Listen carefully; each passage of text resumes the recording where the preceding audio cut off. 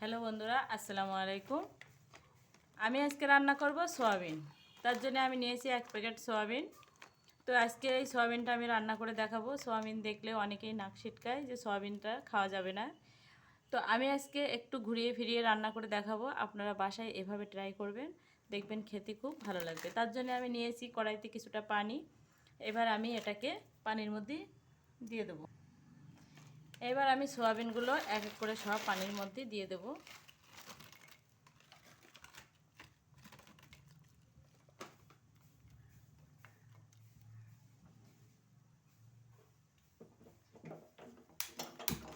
এবার আমি চুলোটাকে জ্বালিয়ে দেবো। 5 মিনিট আমি এভাবে জাল করে নেব। 5 মিনিট বাদে আবার আমি ফিরে এসেছি। তো দেখতে পাচ্ছেন কত সুন্দর ফুলে ফুলে মোটা মোটা হয়ে গেছে। তো এবার আমি এগুলোকে একটা ছাঁকনির সাহায্যে তুলে নেব।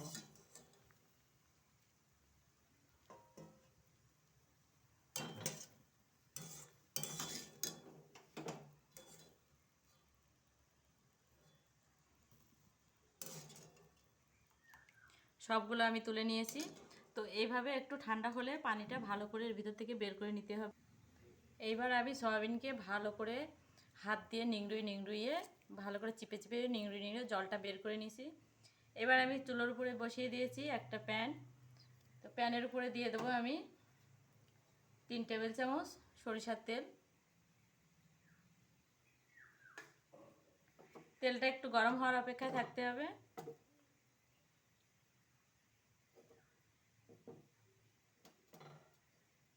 এবার আমি দিয়ে দেবো সেই সয়াবিনগুলো। সয়াবিনটাকে একটু ভেজে নিতে হবে।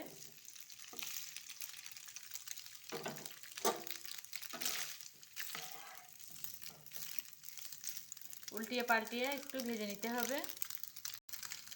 ভাজার সময় দিয়ে দেবো আমি হাফ চা চামচ হলুদ গুঁড়ো আর দিয়ে দেবো হাফ চা চামচ লবণ।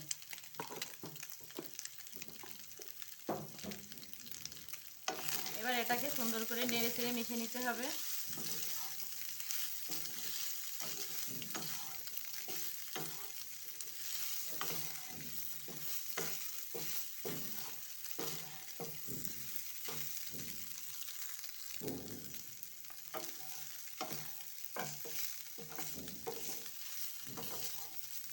ভাজাটা আমার হয়ে গেছে। তো এবার আমি এটাকে নামিয়ে নেব।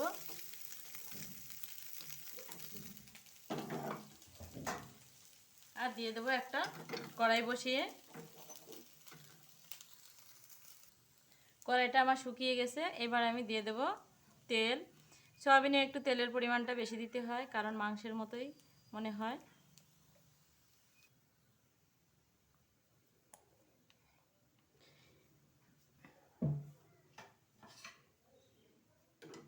এদিকে আমার তেলটা গরম হয়ে গেছে। আমি এখানে 2টা পেঁয়াজ কুচিয়ে রেখেছিলাম।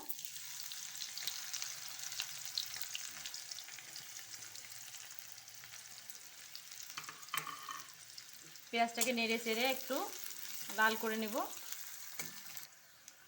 এদিকে আমি একখানা তেজপাতা ছোট ছোট করে কেটে দিয়েছি। এভাবে একটু ভালো করে নেড়ে চেড়ে গোল্ডেন কালার আসতে হবে।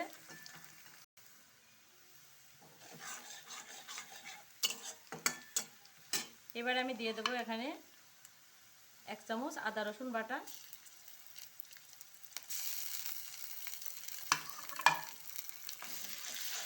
এটাও ভালো করে নেড়ে চেড়ে মিশিয়ে নিতে হবে।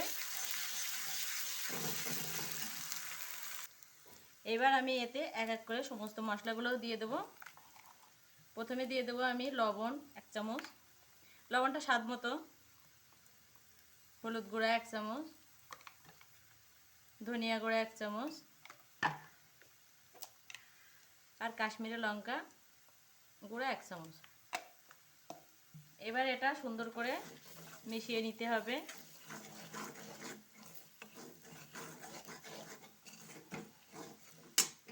এবার এতে আমি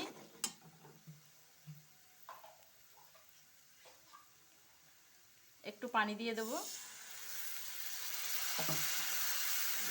যেহেতু ওদিকে আমার সয়াবিনটা ভাজা এবং সেদ্ধ করা সব রকমই করা আছে, তাই আমি মশলাটাকে সুন্দর করে আগে রান্না করে নেব। মশলাটাকে একটু ঢাকা দিয়ে দেবো।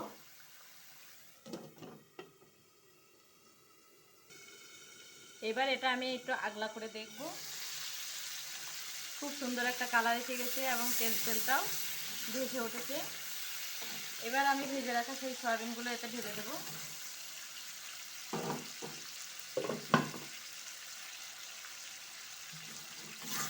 ভালো করে কষিয়ে রান্না করে নেব।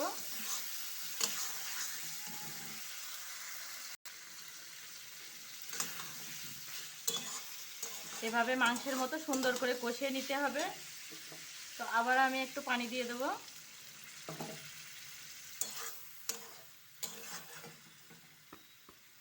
তো বন্ধুরা দেখতে পাচ্ছ, মনে হচ্ছে মাংস রান্না হচ্ছে। তো এবার আবারও আমি একটু ঢাকিয়ে দেবো 5 মিনিটের জন্য। 5 মিনিট বাদে আবার আমি ফিরে এসেছি। তো একটু নেড়ে ছেড়ে নেব। আর এদিকে আমি আগের থেকে বড় বড় 2টা আলু ভেজে রেখেছিলাম, সেটাও আমি এর ভিতরে দিয়ে দেব। আলু আর সয়াবিনটা আবার একটু ভালো করে রান্না করে নিতে হবে।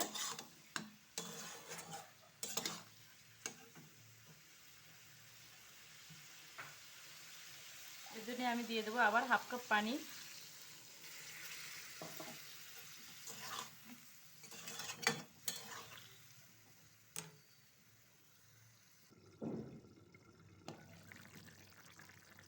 আবার রান্নাটা প্রায় শেষের দিক। এবার আমি এতে দিয়ে দেবো 1 চা চামচ জিরে মরিচের গুঁড়া, আর দিয়ে দেবো 1/2 চা চামচ গরম মশলার গুঁড়া, ছোটো এলাচ, এটা আমার বাড়ি করা। এবার একটু নেড়ে চেড়ে দেব। আর যেহেতু এটা নিরামিষি রান্না, তার জন্য আমি দিয়ে দেব একটু চিনি।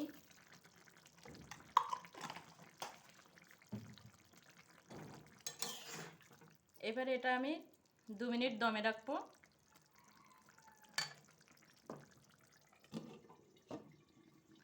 2 মিনিট দমে থাকার পরে আবার আমি 2 মিনিট বাদে আবার আমি ফিরে এসেছি। দেখতে পাচ্ছেন আমার রান্নাটা হয়ে গেছে, মনে হচ্ছে আমি মুরগির মাংস রান্না করেছি। তো এবার আমি কিছু কাঁচা ঝাল দিয়ে দেব। আপনারা চাইলেও দিতে পারেন, না চাইলেও কোনো অসুবিধা নেই। তো আমার তরকারিতে একেবারে ঝাল কম হয়, যদি কেউ খেতে চায় এইভাবে খাবে। তো আমার ভিডিওটা যাদেরকে ভালো লেগেছে তারা অবশ্যই একটা লাইক কমেন্ট করবেন আর একটু সাবস্ক্রাইব করবেন। তো পাশের বন্ধু দেখার সুযোগ করে দেবেন। আমার ভিডিওটা এখানেই শেষ। আল্লাহ হাফেজ।